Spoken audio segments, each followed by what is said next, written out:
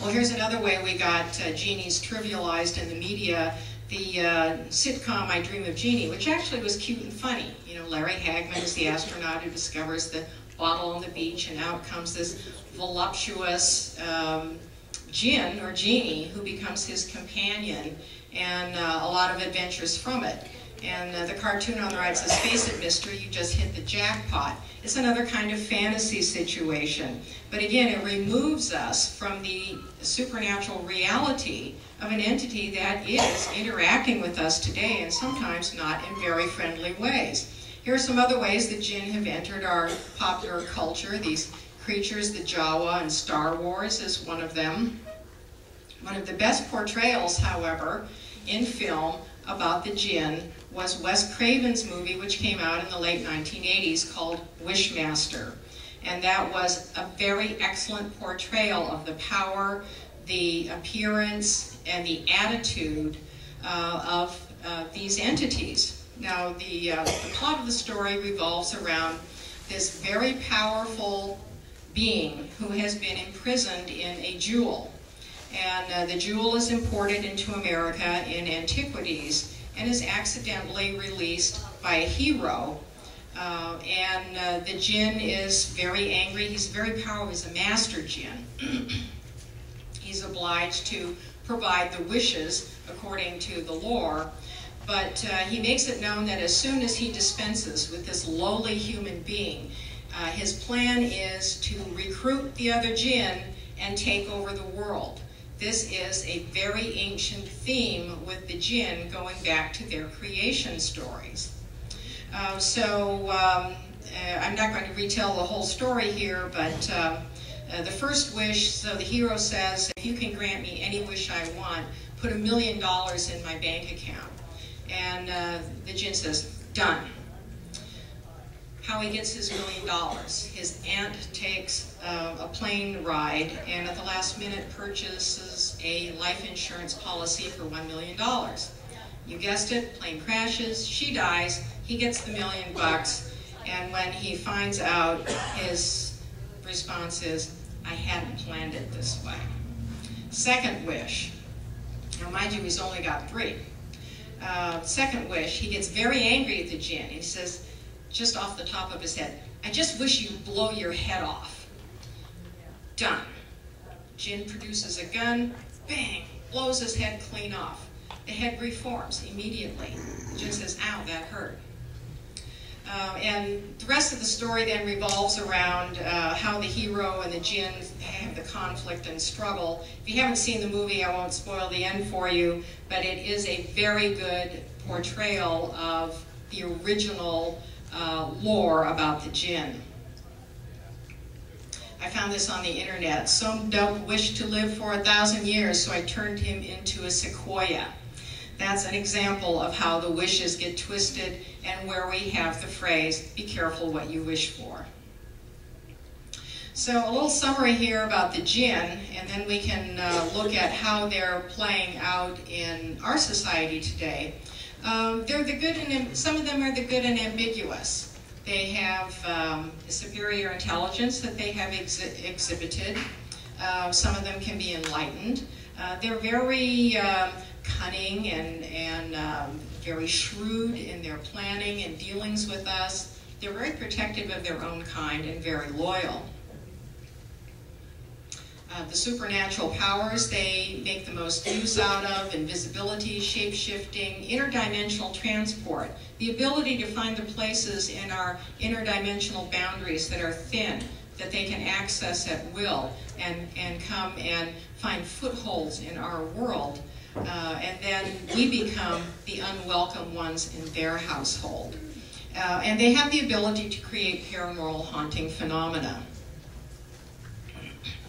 The ones that are not so nice, and these are the ones that I'm seeing in some intensely haunted cases that I've investigated, they can take monstrous forms, weird things that we've never seen before, that we would have to label as mysterious creatures. They bear a lot of ill will toward human beings, and they employ what we would consider to be terrorist tactics against us: possession, nightmares, dream invasion, mental oppression, bad luck, constant upset in the household. And they can do these things for quite a long period of time. They are very resistant to a lot of exorcism techniques to get rid of them that seem to work well against other entities. Well, if the Jinn were made of smokeless fire, do they have like a true form? What do they really look like if they can shapeshift? Is there some way that we can identify them all the time? Well, not really, but they do have favorite forms. According to lore, in the Middle East it said that they like to be snakes, black dogs, and camels, although they can shapeshift into any form. Now, the Prophet Muhammad talked about dealing with the Jinn, and he dealt very successfully with them, but he told people that if a snake comes into your home, you must ask it 3 times politely to leave, because it might be a Jinn. And you don't want to kill a Jinn, because then you will get the wrath of the other Jinn upon you. So if it is still there after you've asked it to leave 3 times, it's probably a snake, and you can go ahead and kill it. Again, they can be quite seductive and beautiful. They can take human form. Here's a drawing that I received from a woman who felt that she had encountered a Jinn. In fact, that she had one in her house sort of attached to her and was causing her a lot of problems. She said it looked like plasma. And if the Jinn were made of smokeless fire, that could be like plasma. But this is her drawing, and probably comes closest to what a Jinn might look like in its plasmic form. Her description says, "I saw a metallic shape right in front of me. It was shaped a lot like bismuth, bluish green, angular and opalescent. It starts to bend and twist almost organically of its own accord, and a deafening, resonating hum begins to fill my ears. That hum is very characteristic of interdimensional shift before major paranormal phenomena break. It also occurs when people have near-death experiences, astral projection. It's the breaking apart of the dimensional barrier, so we can go in one direction or something can come another direction into our realm." I mentioned that the Jinn like monstrous forms, and this is where we start to get into mysterious creatures and odd things that happen that we can't explain, like Mothman. It's as though they like to upset us in some way, and they know that something that looks not quite right is going to have the biggest impact on us, even more than something demonic or hideous in many cases. Now, in the Vengeful Jinn, I examine how the Jinn might be interacting among us in all these various ways. Angels, demons, fairies, extraterrestrials and ultra-terrestrials, shadow people, those black figures that visit you in the bedroom. I talked about them here last year.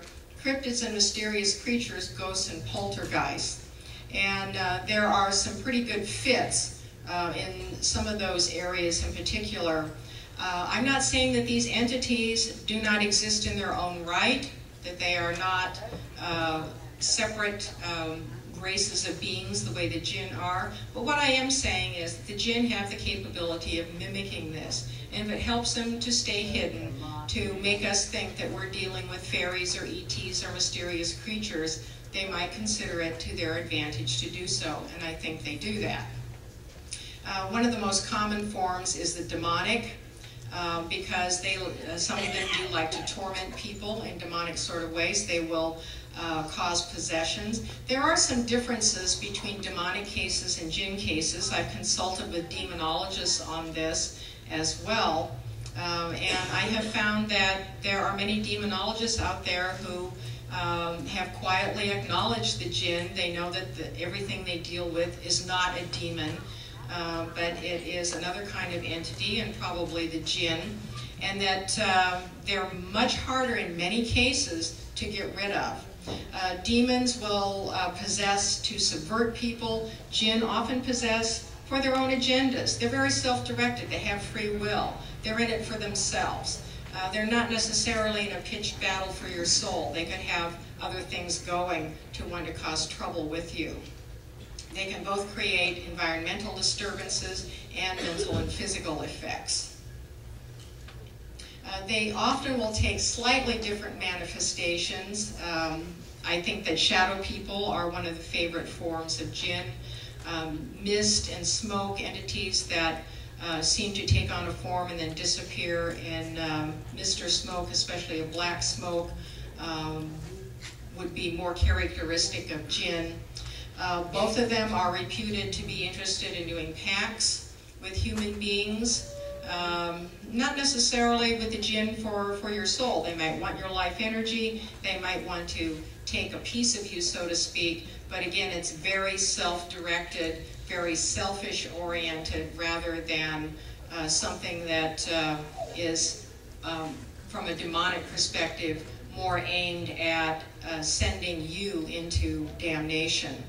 However, those sorts of arrangements and objectives also exist on the Jinn side. In the West, entities that are causing a lot of problems and are very resistant to exorcisms, we have to think about them being Jinn, because they don't always respond to the same techniques that we can apply against other entities. Traditional forms of exorcism, saging, cleansing, religious rituals may have very little impact on these entities. Some of them are very strong and they do have the will to resist. Some of them are going to go if you tell them to go, just like a lot of weaker entities will. It depends on what you're dealing with.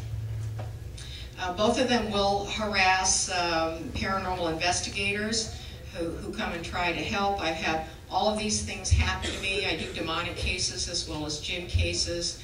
I've suffered through all of these things, like a lot of other people who get involved. But one thing I have noticed in Jinn cases versus demon cases is the Jinn seem to be more interested in taking you out of the action before you even get started. It's like they don't even want to bother to engage with you. They will hit you with a medical emergency or something before you even arrive on the premises.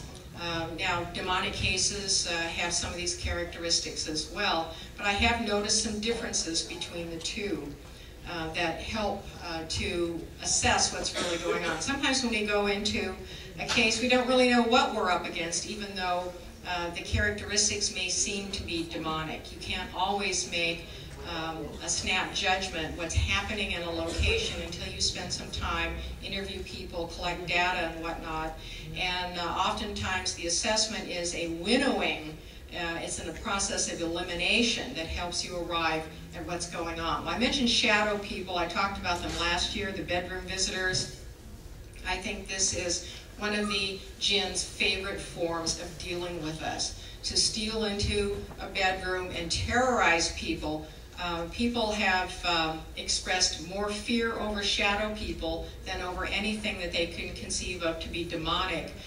The level of malevolence and evil that these forms radiate absolutely terrifies people, and they are capable of attaching to individuals and families and following them around. Sometimes they're place-oriented, and it's like an entity has the ability to come and anchor into a piece of geography on this side and say, hey, this is my place.